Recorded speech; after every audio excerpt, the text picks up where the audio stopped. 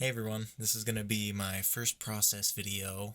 I am a luthier based out of Ogden. I've been doing this for a little bit over a year, so I'm not like super experienced, but this is number 8 for me.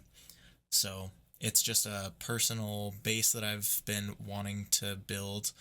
I'm also an audio engineer, so I wanted a bass that I can actually record on. I don't really have one, so I'm building a 5-string multi-scale for myself. Uh, the process on this does take a while, so the video is a little bit lengthy. It's a little bit over 20 minutes, but I do go over a majority of what goes into the frets and the fretboard as I'm prepping those. Uh, I unfortunately didn't get any video of anything else on this build because I was so excited that I was kind of just zooming through it.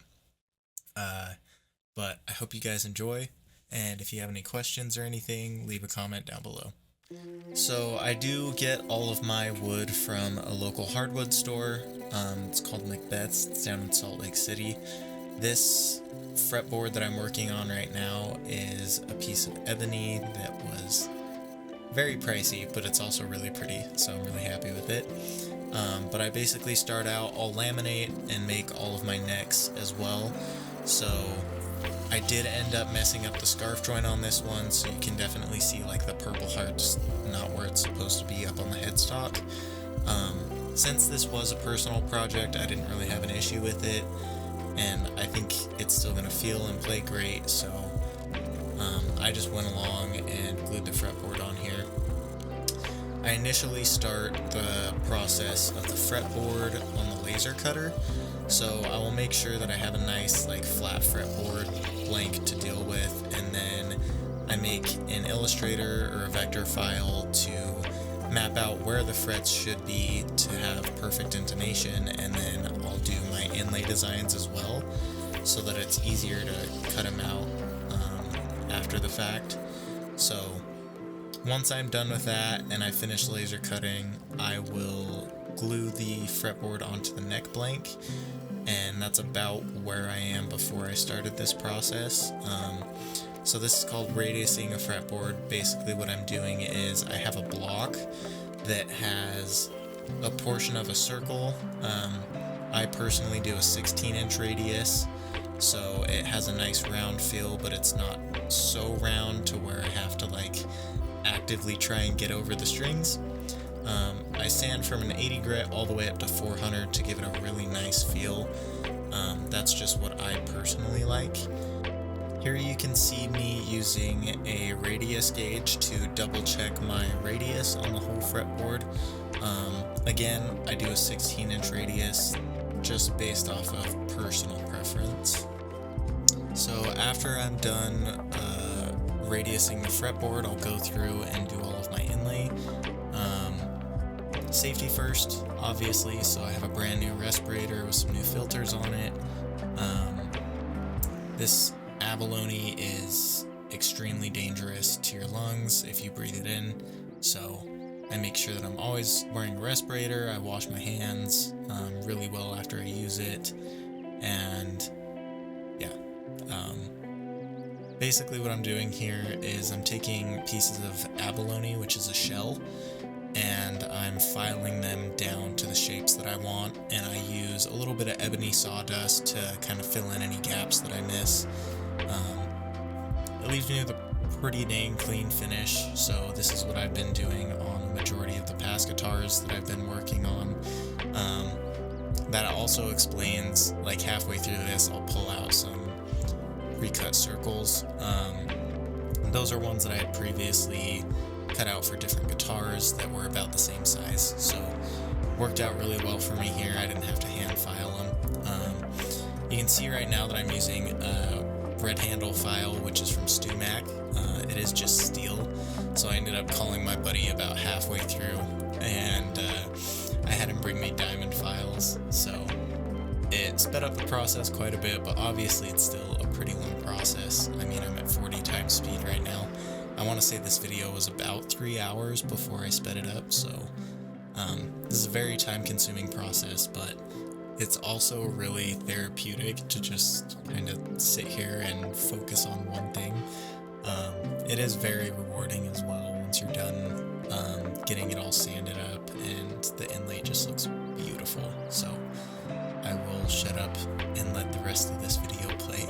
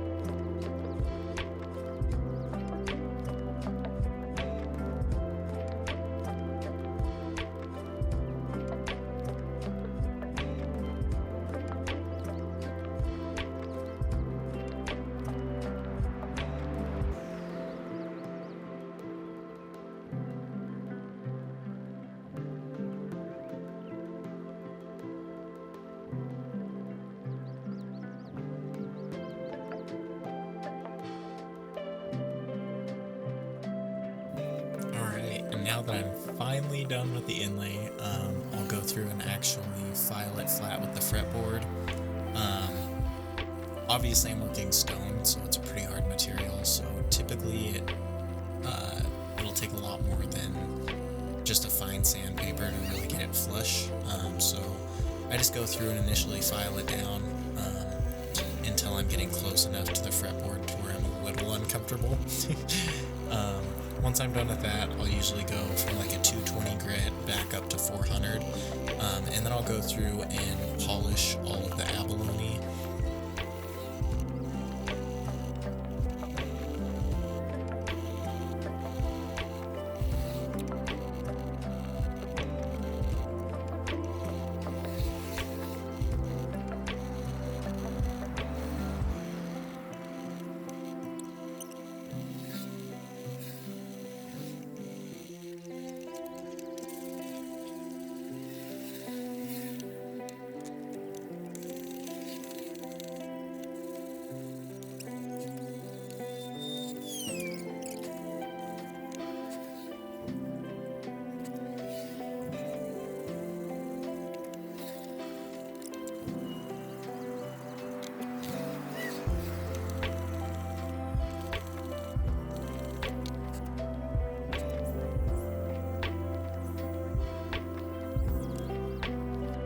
So I definitely shouldn't be finishing it yet, but I got too excited because this wood is really pretty, and seeing the abalone on it, I got really excited.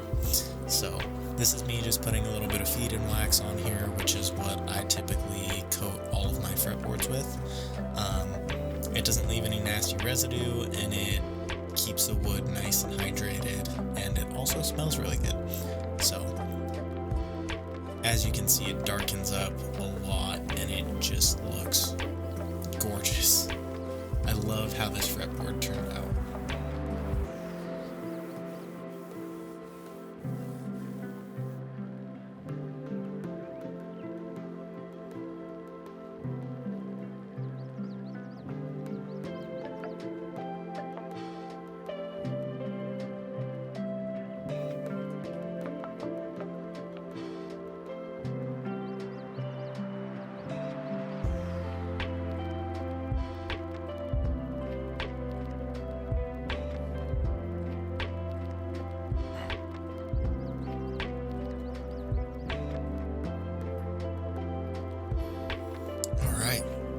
we got some more fun stuff.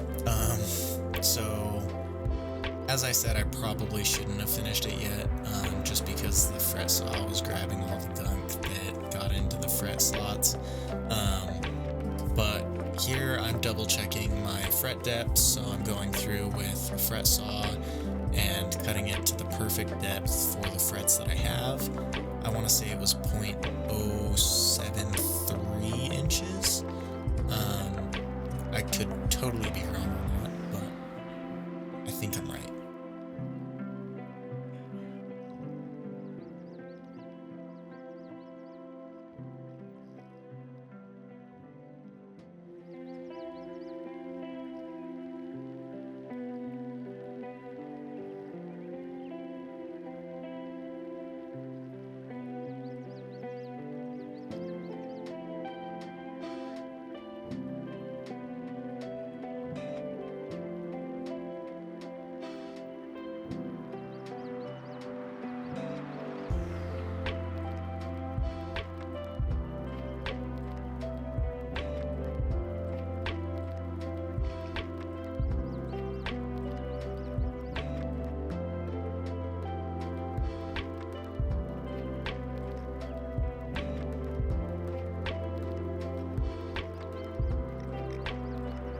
So here you'll see me pull out just a file.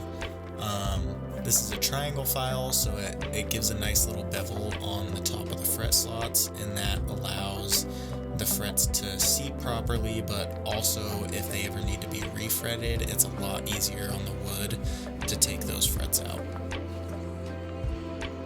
Here I am at the wood shop, so I actually have access to a whole lot of tools. This is my personal fret bender though, so I do all stainless steel frets. It takes a lot longer, but they last a lot longer, and also in my opinion they just look better. So here what I'm doing is I'm radiusing the fret, the actual frets themselves. So I'm getting them to the same radius as the fretboard.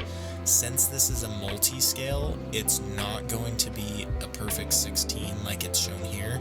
I actually have to hammer out each of the frets and get them to seat properly on the fretboard itself. If this was a standard fretboard, I could definitely just do a 16 all the way across and it would be great. But since these have angles, some of them don't sit perfectly at 16. Also, not sponsored, but the J. Edwards fret press that I'm using here is phenomenal, especially for multi-scales. The frets don't have to be perfect, and this thing does a great job of pressing them in and getting a really good amount of clearance on the bottom. And by good amount of clearance, I mean no clearance. It does a great job, and I really love all of the frets that I have done with that compared to a standard fret press.